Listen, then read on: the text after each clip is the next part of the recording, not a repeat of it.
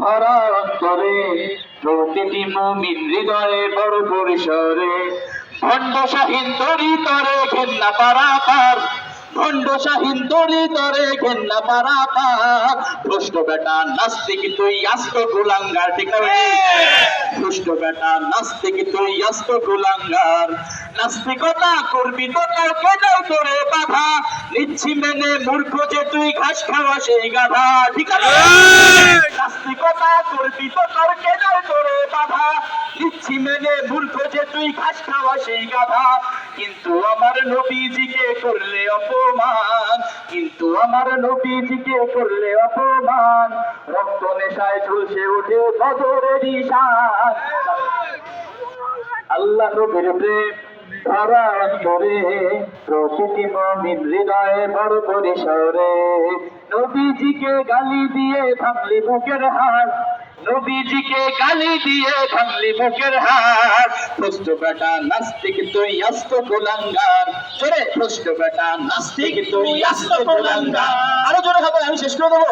দুষ্ট বেটা নাস্তিক তুই আস্ত কুলাঙ্গার, দুষ্ট বেটা নাস্তিক তুই আস্ত কুলাঙ্গার।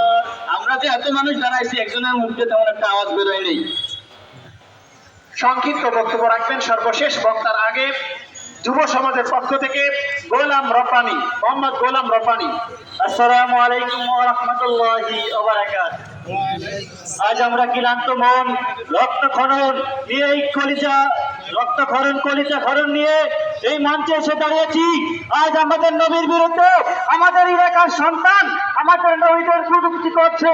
এই বিষয়ে আমি বলতে চাই, এই কুলাঙ্গারকে আমরা সকলে মিলে যদি থানা থেকে আইনত ব্যবস্থা না নেওয়া হয়, আমরা শুনতে পেরেছি কাছাই থানার অনেক পুলিশ ও একটা সরকার পক্ষ নিচ্ছে।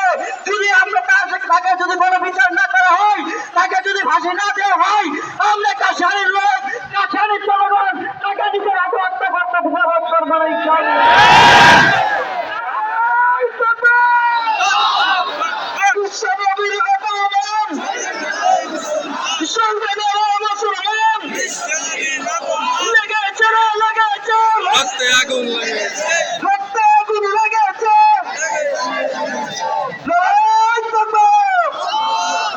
আমরা আরো বলতে চাই, গোপালগঞ্জ কোর্টে 370 জন উকিল আছেন, কোন উকিল কোন প্রশাসন তার বিরুদ্ধে তার পক্ষে হয়ে চুলো না দাঁড়ায়।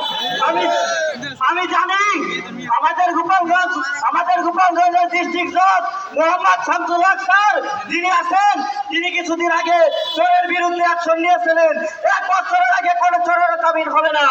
আমি বলতে চাই, এই কাশিয়ানী মুখ থেকে যে এই কুলাঙ্গার শাহীনকে 3 দিনের মধ্যে তিনি ফাঁসির রায় ঘোষণা করে দেন। এই বলে আমার সংক্ষিপ্ত বক্তব্য এখানে শেষ করছি। আসসালামু আলাইকুম। আসসালামু আলাইকুম। আমরা বক্তব্যের শেষ পর্যায়ে